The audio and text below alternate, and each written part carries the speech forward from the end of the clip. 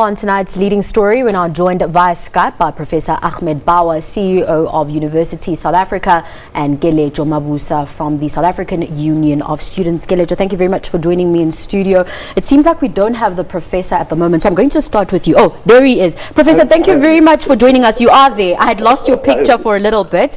Thank you very much for joining us. But Kelejo, just to start with you, what is the South African Union of Students' standpoint on this announcement that the minister made today?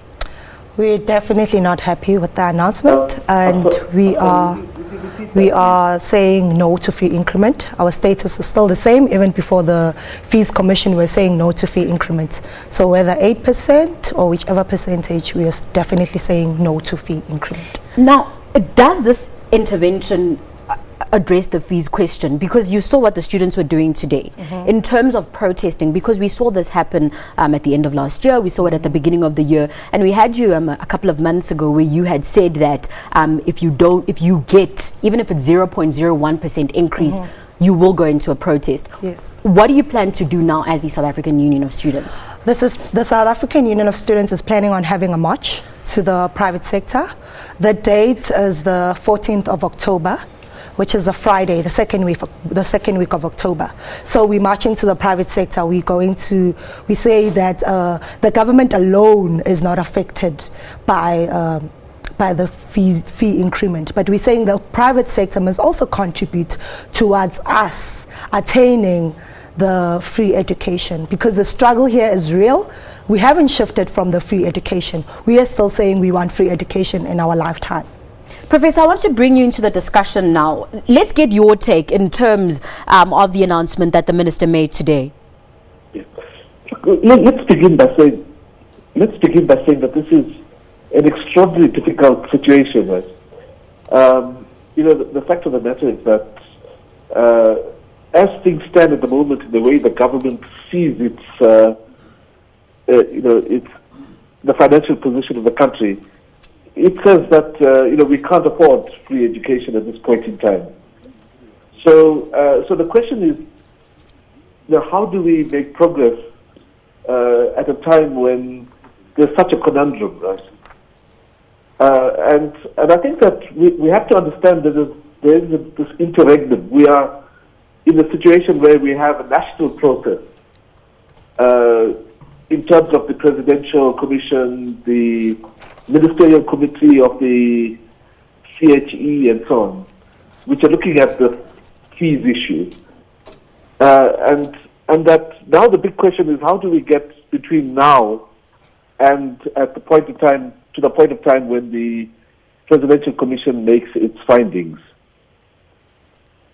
So from our point of view, at least, from USAP's point of view, from Universities SA's point of view, there are three things that we are quite keen about. The first is that we have to make sure that young people who come from either extremely poor situations or from middle-class families who are in university or who are admitted to university have assistance to continue with their studies.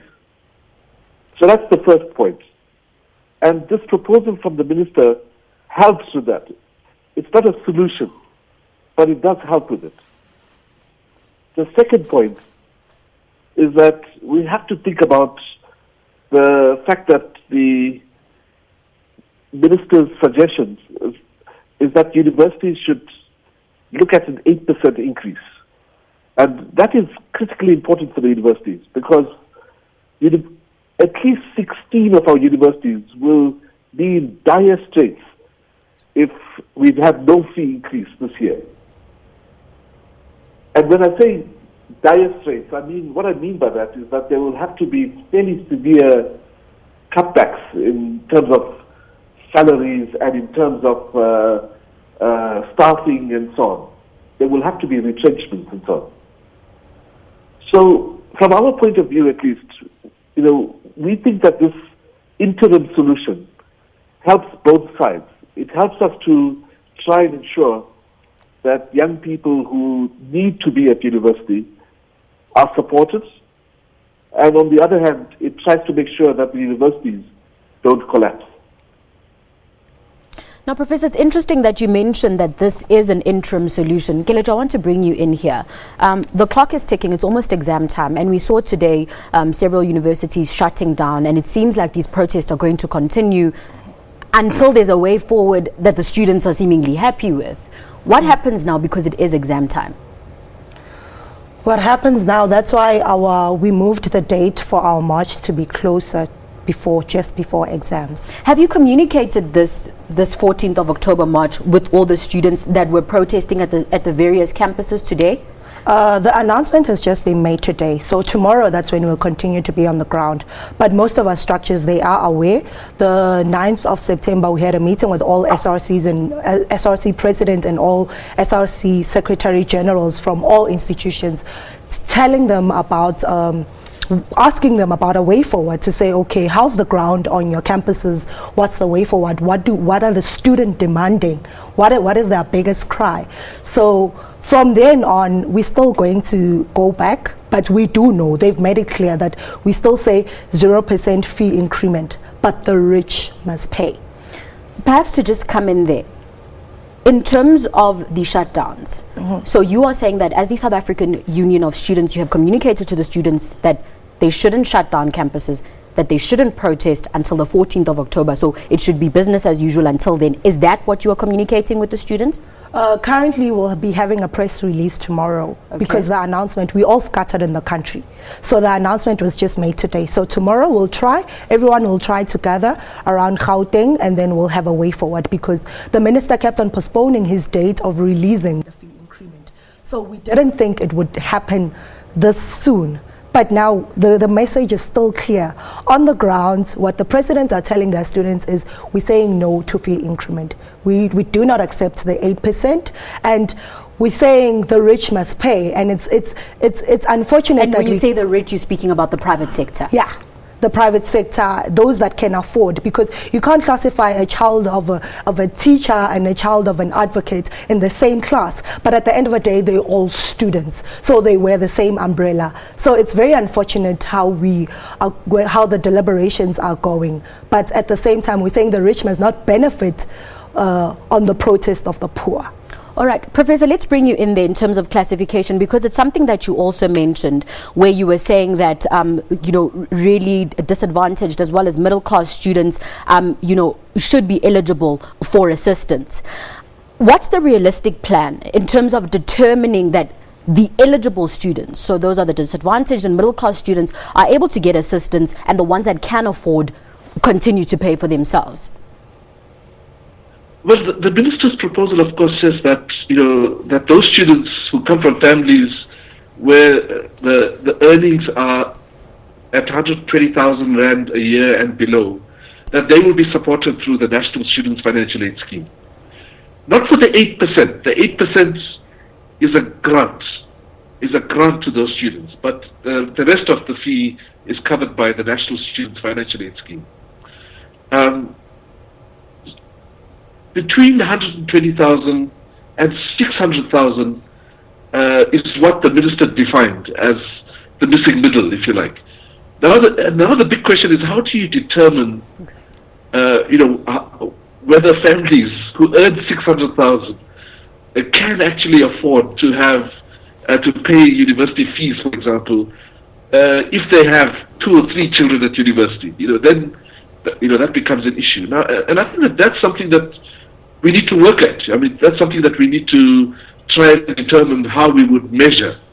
I think we would have to bring SARS into the picture. We'd have to bring Stats SA into the picture to try and work out how we would determine who qualifies for that assistance and who doesn't.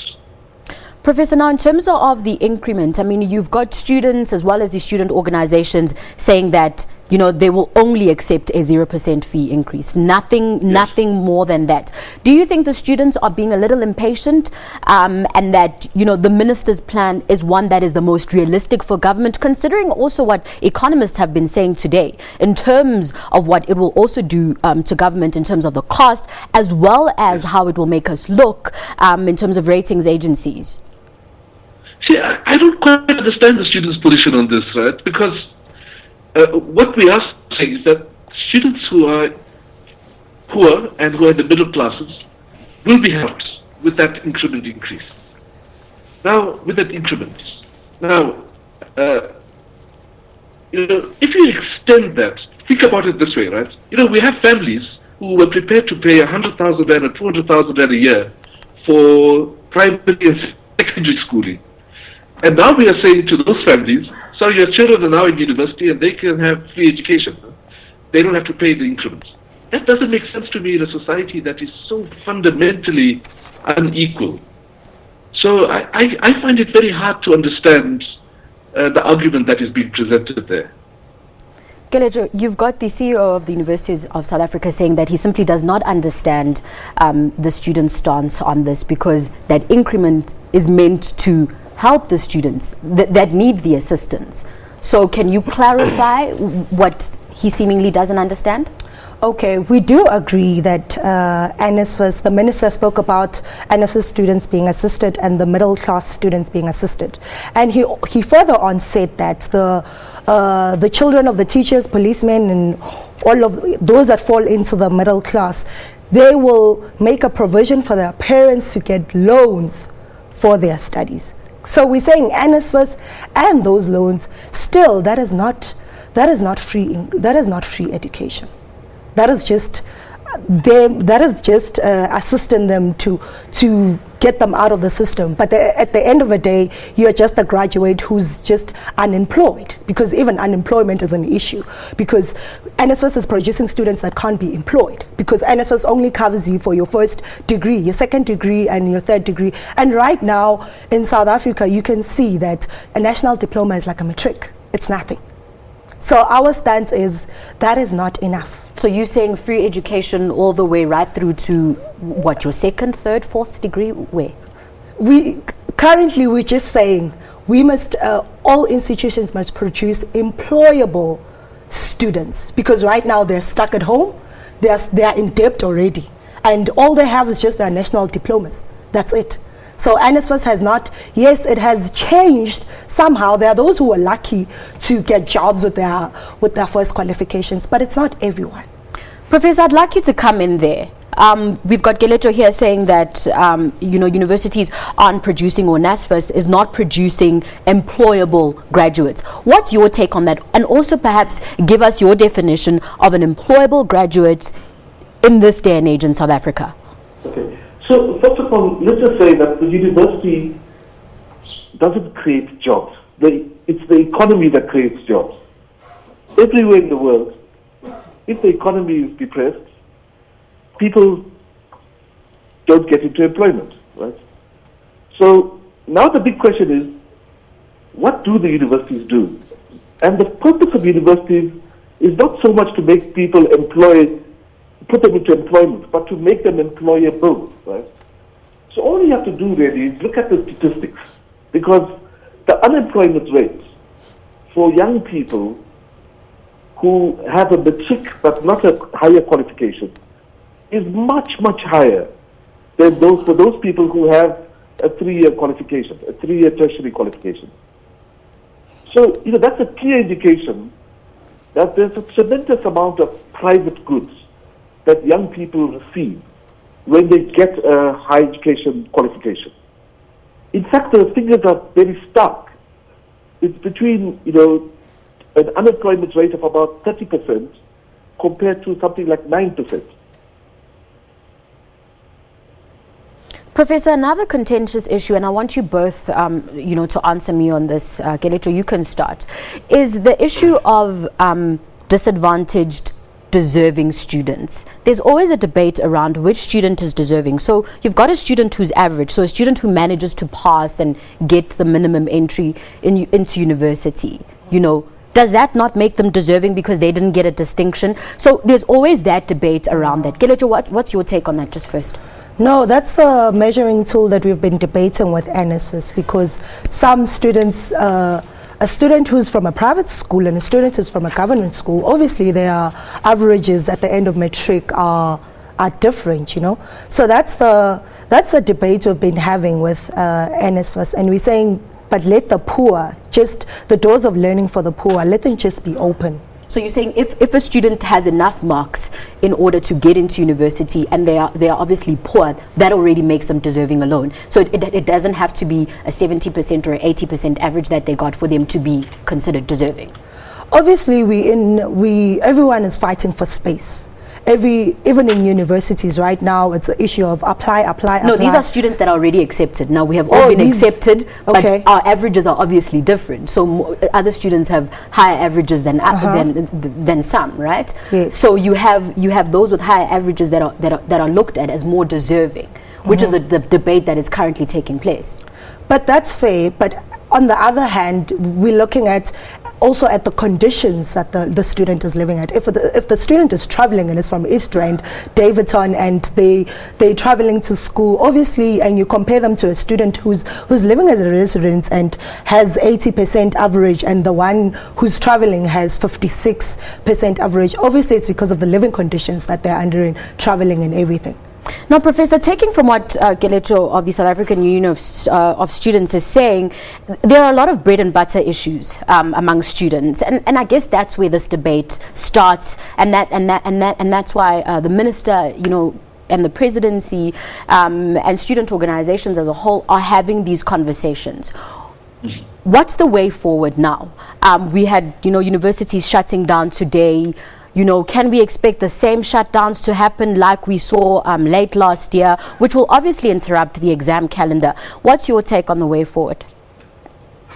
No, I think there are a number of issues. The first one is just the fact that each campus has its own dynamics. Each university has different issues around which students are mobilizing and so on. And I think that we have to depend very heavily on our vice-chancellors and the leadership of the universities to work closely with the student bodies at each of the campuses to try and resolve the issues that are pertinent to those institutions. So, I was the vice-chancellor at Durban University of Technology, and there the critical issue wasn't fee-free education. The critical issue there was financial aid, because so many students, 40% of the students or something like that, depended on financial aid.